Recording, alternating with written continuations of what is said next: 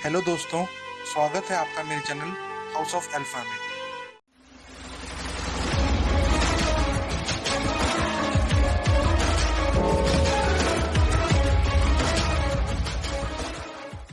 आज की वीडियो में हम आपको इंडियन एयरफोर्स के MiG-25 फॉक्सट्रॉट एयरक्राफ्ट के बारे में एक किस्सा बताने जा रहे हैं, जिसने आज से करीब 23 साल पहले पाकिस्तान के आसमान को दहला दिया था। और इसके साथ ही हम आपको ये भी बताएंगे कि आखिर कैसे इंडियन एयरफोर्स ने इस MiG-25 फॉक्सट्रॉट एयरक्राफ्ट को कितने गोपनीय तरीके से रखा था। तो चलिए शुरू करते हैं। तो ये बात है मई 1997 की, जब इंडियन एयरफोर्स के इस MiG-25 फॉक्सट्रॉट एयरक्राफ्ट ने एक सीक्रेट रिकॉनेसेंस मिशन के तहत तकरीबन 65,000 फीट की ऊंचाई पर सबसोनिक रफ्तार के साथ पाकिस्तान के एयर स्पेस में प्रवेश किया था। और फिर पाकिस्तान में प्रवेश करने के बाद अपने मिशन के तहत इस एयरक्राफ्ट ने इस्लामाबाद के पास कई रिहायशी ठिकानों की तस्वीरें ली। और अपने मिशन को पूरा करने के बाद जब ये एयरक्राफ्ट वापस भारत की ओर मुड़ा, तो पाकिस्तानी एयर स्पेस से बाहर निकलते ही एयरक्राफ्ट के पायलट ने इसकी रफ्तार को सबसोनिक से सुपरसोनिक यानी कि करीब 2 मैक की स्पीड तक कर दिया, जिसकी वजह से एक सोनिक बूम जनरेट हुआ। और ये सोनिक बूम इतना ज़्यादा पावरफुल था कि इसने पूरे इस्लामाबाद के आसमान को दहला दिया था। और जब तक पाकिस्तान इसके कारणों को जान पाता, उससे पहले ही इंडियन एयरफोर्स का ये MiG-25 वापस अपने इंडियन एयर स्पेस में पहुंच गया था। इंडियन एयरफोर्स का ये मिशन क्लासिफाइड रखा गया था, और इसी वजह से ये आज तक राज है कि आखिर क्यों इंडियन पायलट ने सोनिक बूम से पाकिस्तान के इतने ज़्यादा आबादी वाले इलाके में अपनी उपस्थिति का खुलासा किया था। क्योंकि अगर पायलट चाहता तो उसने जिस सबसोनिक रफ्तार में पाकिस्तान के एयर स्पेस में प्रवेश किया था, उसी रफ्तार से वापस भी आ सकता था, जिससे ना तो कोई सोनिक बूम जनरेट होता और ना ही लोगों को इस बात का कभी एहसास हो पाता।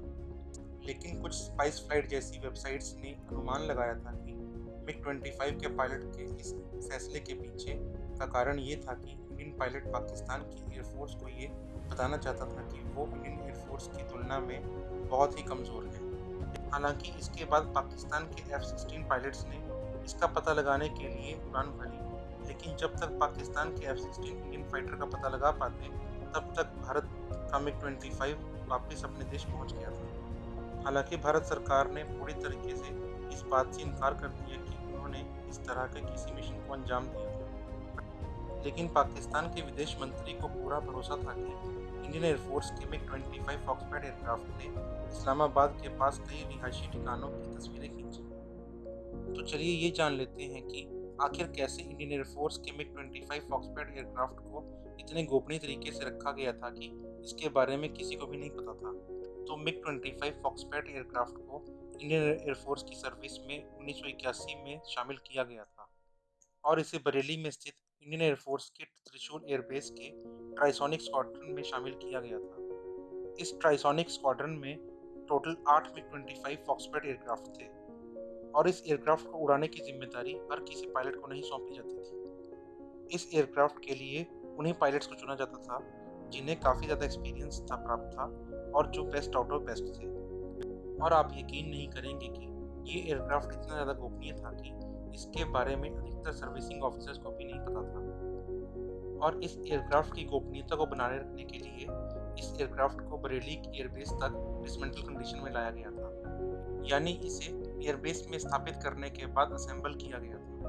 और फिर 25 सालों की बहुत ही बेहतरीन और गोपनीय सर्विस देने के बाद इस एयरक्राफ्ट को सन 2006 में रिटायर कर दिया गया था। और आपको ये जानकर काफ़ी हैरानी होगी कि इस एयरक्राफ्ट को आज तक केवल 42 इंडियन पायलट्स ने ही ऑपरेट किया है। और इसके बारे में ये भी कहा जाता था कि त्रिशूल एयरबेस में स्थित इंडियन एयरफोर्स का फॉक्सट्रॉट एयरक्राफ्ट करीब 85,000 फीट की ऊंचाई तक उड़ान भरने में सक्षम है। और क्योंकि इस एयरक्राफ्ट को सिर्फ टॉप सीक्रेट मिशंस में ही इस्तेमाल किया जाता था, तो इसी वजह से आप इस एयरक्राफ्ट को इंडियन एयरफोर्स का जेम्स बॉन्ड भी कह सकते हैं। तो आज के लिए बस इतना ही। अगर आप ऐसी ही और वीडियोस देखना चाहते हैं तो इस वीडियो को लाइक और शेयर करें, और चैनल को सब्सक्राइब करना ना भूलें।